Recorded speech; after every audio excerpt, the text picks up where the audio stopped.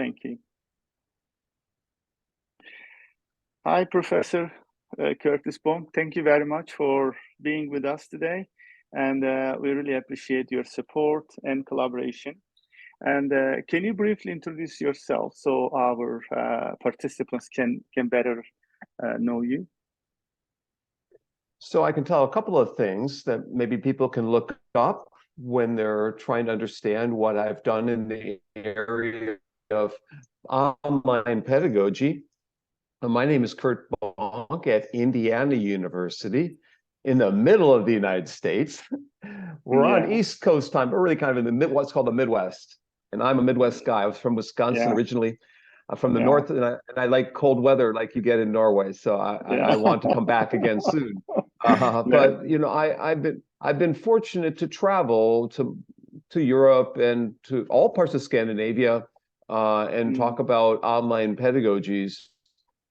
And Asia, especially East Asia and China and Korea and Taiwan in particular, as well as Thailand and Singapore. And people around the world are very interested in how to enhance and extend and transform their classes when they teach online and add an element of interactivity, collaboration, and engagement. And because of that, I've developed 2 books that have 100 activities in them, one of which is free and you can download to use in your classes. So I'm doing research in online teaching and learning, research in self-directed learning in particular is my in MOOCs and open education. I'm looking at Duolingo for language learning. I'm looking at one study of young teenagers in Nepal learning English through a MOOCs during the pandemic. I'm doing quite a variety of things, but it's really about self-directed learning and try to foster it. And we've come up with 15 guidelines to how to engage learners and how to foster self-directed learning that just was published last month in Open Learning out of the UK. But yeah, I'm sure most of you are constantly thinking about how to improve your pedagogy. And so that's an area that I've been speaking on. And I have 2 frameworks, and I'll get to the 2 frameworks or models, actually maybe 3 or 4. I have 2 main ones, and I'll explain them in a follow-up question. I'll stop here and I'll explain later. Thank you. It's a nice introduction. And I think I will also refer to your books. I have started to check your publications as well. Very good. Thank you very much for raising that issue as well. And what is multimodality in a course design? How do you approach that in general? I'm a firm believer in options and flexibility of learning. And I've got 20 principles that one of my frameworks called Education 2020. And one of them is about these options and frameworks and utilizing the wealth of resources that we have available today, whether they're podcast shows like this could be, audio shows or a webcast, a video. I think that students need to have available these different options in one's class. We've moved from an age of Wikipedia to an age of Videopedia. Video is abundant in most disciplines. What we have to think is how to thoughtfully use that in our classes. So this semester, this past fall, I've had 20 some guests come into one of my classes and 20 into another class. And I've created a playlist. So my students are graduating now this week and they can take the one link and it has a playlist to all those guest videos that they can remember the class by and take with them. So it's not just about how to enhance one's class today, it's about creating longevity, sustainability for one's class. So recording and making those links available for both your current, future, and your past students. So it becomes a community in effect. So multimodality is a way to open up one's class to the world and to invite the world into one's class. So my guest speakers this semester came from Canada and Japan and Korea and other places that we could converse with them about their research. They might be researchers and they might have written a book that we're reading, and we could ask them questions about that book or that research article, or get an update to their research. If it's an older article, we can find out what they're doing now. So multimodality involves video. In my classes, it's a lot of guests. It involves text and having a number of articles and research in my research class to choose from, and not require having here's 8 representative articles, read 3 or 4 this week, or 5. I don't want you to read all of them. So it's text, it's video, it's visualizations like animations and simulations that you make available in one's class. And the news media today often will publish an article with an interview of someone, with a video, with an animation. They've spent a lot of money creating these animations showing maybe something about paleontology and some dinosaur discovery that they just found. They're trying to reenact some scene. Well, that's a useful resource. What you have to do as instructors is catalog those resources that you find online, so that you can use them. Multimedia, multimodal classes is not to wait till the last minute, but to catalog ideas for a longer period of time, and then review those different ideas and say, oh, that would fit in real well at the end of the semester, or at the beginning or the middle.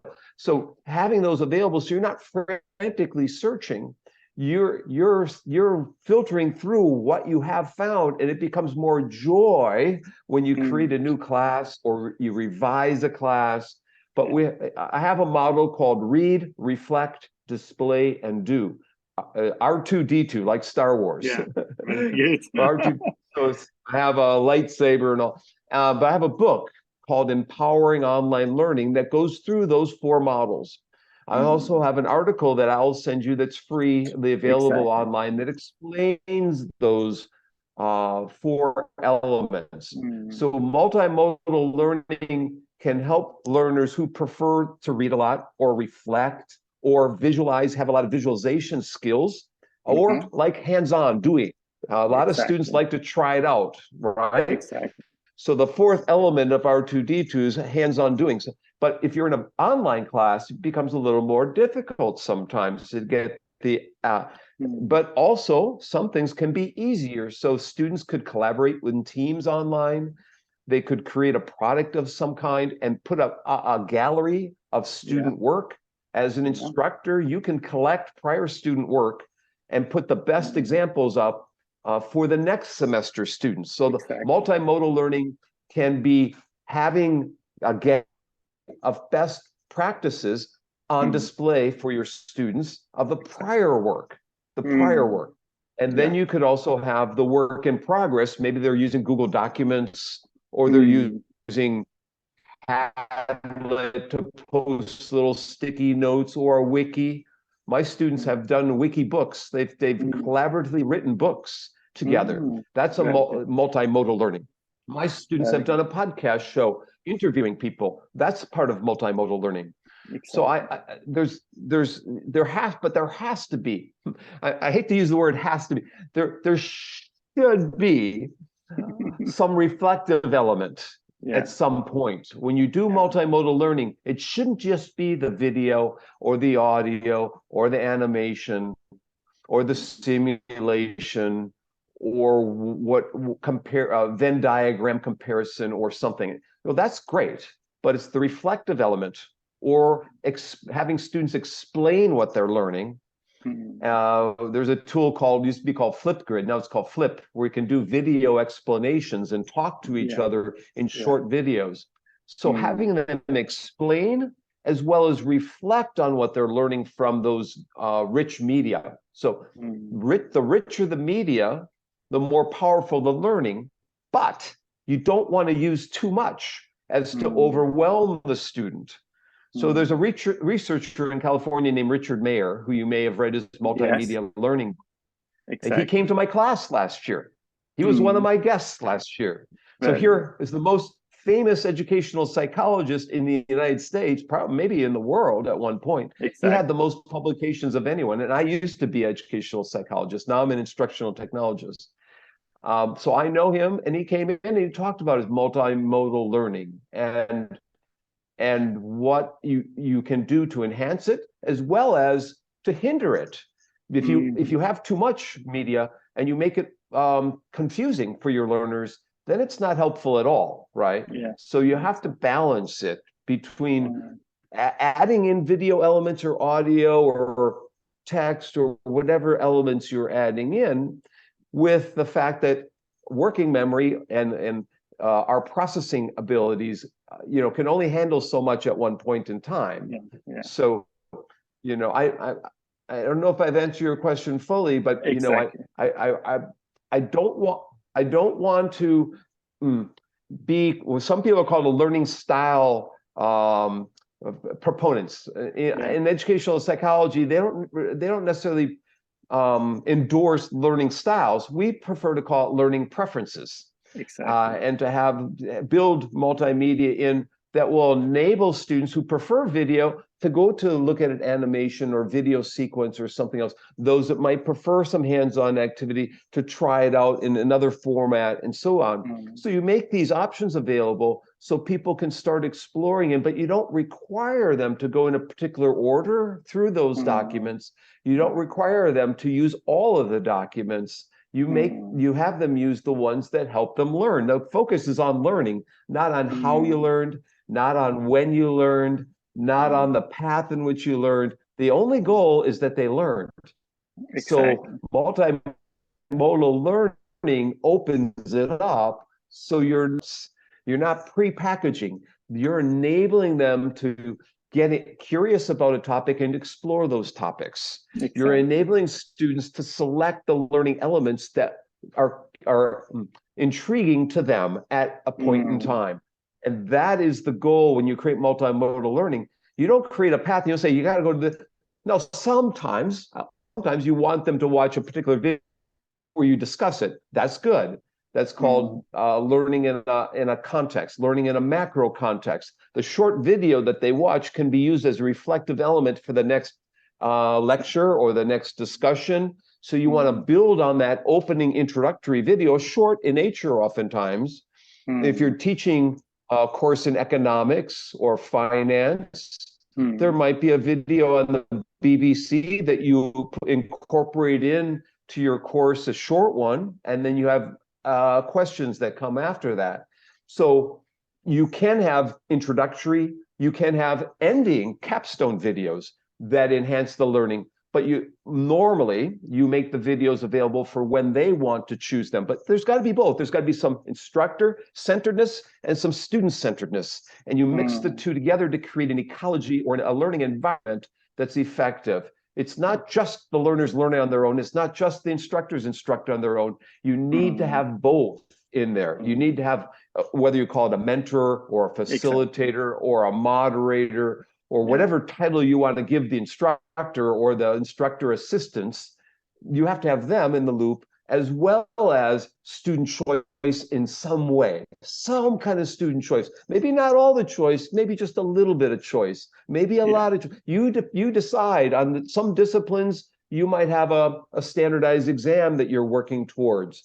You might have a little less student decisions because you have a test they have to pass for qualifying or for the medical field or whatever it is. I used to be an accountant. I had to take a test at the end, right? So we want to make sure you get some basics, but then you build on that through student choice. I'll end. Exactly. Let me let you ask the next question. Yeah, very good. I mean, the students play a key role actually in how we can implement the multimodal design. They need to be very active, engaged, and even motivated, I would say. And I agree with you about the learning styles. Multimodality does not suggest that we need to consider, styles, but consider how students can engage, which modality can be more useful for some students, not for others, if not for others. So the next question would be, actually, you have addressed so many questions that I have planned, but the last question, it will be, What would be your advice for teachers, especially in higher education, to develop their skills, to learn how to design multimodality, how to engage students in multimodal resources? So what should they do to be able to learn and then implement such an approach? If teachers want to learn how to use multimodality in their instruction, it has to be a multi-pronged approach. Number one, they need a colleague to be also working with it to talk to about what they're doing. They need to have some kind of support structures, whether those support structures are outside their institution or inside, or a bit of both. And then there has to be a sharing element. What did they try to do, and then did it work or not? And that sharing element might not be explicit. It might be more implicit in the form of a blog, reflective blog that they're using, or it might be posting to Facebook or some other social media platform that they're utilizing as what they've tried out, and to get feedback from others, Instagram or whatever their social media element. I don't know which ones are popular in Norway, but I have on my mobile phone, I have WeChat for China. I have KakaoTalk for Korea. I have Line for Taiwan and Thailand. I have Facebook for America. So, you know, people use different social media. But if you want to try all these out, there has to be a forum in which you are trying to explain what you've done. And you don't have to do it right away. You could decide, maybe wait to the end of the semester and then share. But at some point, there should be some collegial nature to this. All learning is social. All learning at some point has a social element and a reflective element. We want, as Vygotsky said, the famous Russian psychologist, learning takes place on two planes. First, on an interpsychological process with other people, and then intrapsychological within. And in all learning needs to have some of both. And so if you want to move to a new kinds of transformative teaching and learning, and I have a book just out called Transformative Teaching Around the World from 22 countries. Former students of mine took a course with me on critical and creative thinking, collaboration, and motivation. And the fifth element, technology integration. They've gone back to their countries and wrote a 1,000 to 3,000 word essays on how they're using that content in their instruction. And so that they're reflecting in this book. They're reflecting how they're using it, what the response was when they went back to Morocco. They went back to we had 4 chapters from Finland. We had 4 from India. We had 3 or 4 from New Zealand and Taiwan and Botswana, all around the world. We had Rwanda and so forth. None from Norway. Next book. And so in the next book, I'll get you to do. But I think if you want to implement these, you have to not only have that support, you have to be reading. You have to be going to conferences and thinking about this. So you have to decide, I'm going to attend certain sessions or webinars, sign up for a series of webinars, or subscribe to newsletters. But don't do too much. Don't do too much. Try 1 or 2 things out every semester. And over time, you will have tried them out. So be cautious, but then reflect on what you've decided to do. Sometimes if it doesn't work the second time, you just have to change it a little bit for it to work tremendously the second time. So don't give up. Be persistent. The person who's perseverance wins the day in higher education, in any teaching, K-12 teaching. Perseverance, grit, determination, and somewhat patience and reflection, and dedication, as well as collaboration and community building. So all these things. So one thing, write it down what you'd like to do a year ahead, 6 months ahead. As you see it come up, make a little note to your little side, put a little sticky note or whatever it is, and then come back to it when the class is about ready to start and think about what you might utilize, and maybe even get student opinions about those ideas that you're utilizing. And at the end of the time, have their opinions about what you could do next. What kind of multimodal elements are you not including that young people today are expecting you to be using? Yeah. Young people today are what we call phygital students. They can be in a physical world and a digital world almost at the same time. And so they can move in and out seamlessly between the metaverse or some online learning components and or a simulation, and then be back talking to you face to face. And if they don't see much of any difference from that. So you have to start, I think, planning for that kind of student that you'll be having in the future.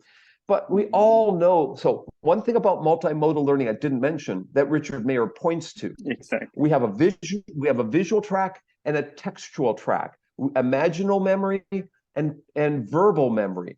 And if we have things stored both imaginally in a video format in our brains, as well as in a text format, we'll have more ability to access the information. We'll have more pathways. So multimodal learning creates pathways in your brain for the retrieval mechanisms and the priming mechanisms from the instructor. When they mention something, that primes that knowledge from the video clip on the BBC we watched last week.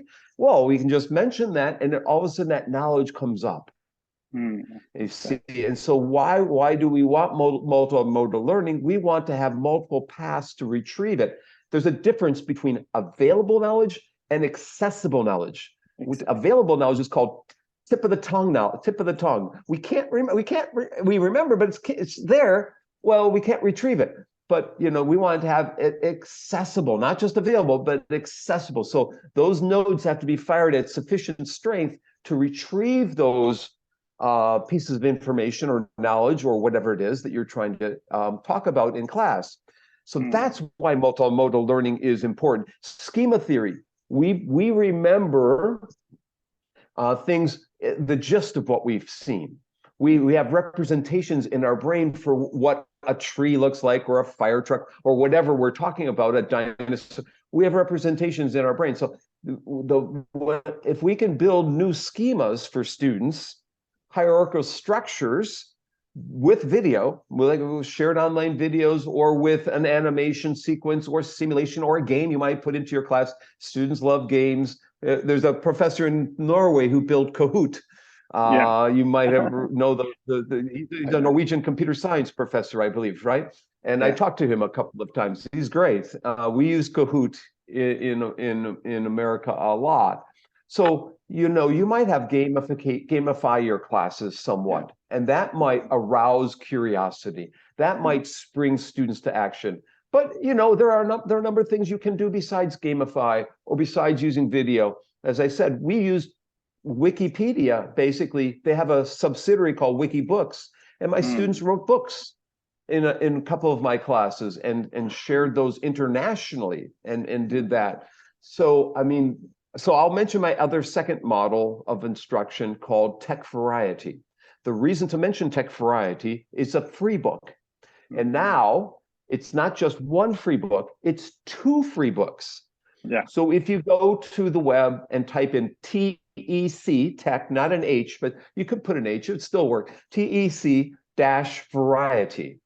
You can get my free book called Adding Tech Variety, 100 plus activities for online learner retention and motivation. So it's called Adding Tech Variety. That book has been downloaded it came out in 2014. It was downloaded 250,000 times in 2 years. So it may be close to 1 million times now. That book is available in Chinese. If any of you speak Chinese, no, probably you don't. It's in English and Chinese. Just last month, or September, 2 months ago, we came out with a new version, brand new. It's on supporting, motivating and supporting online learners. If you go to my homepage and look underneath my picture, you'll see that book there, both books you'll see there on my homepage, kurtbonk.com, CURTBONK.com.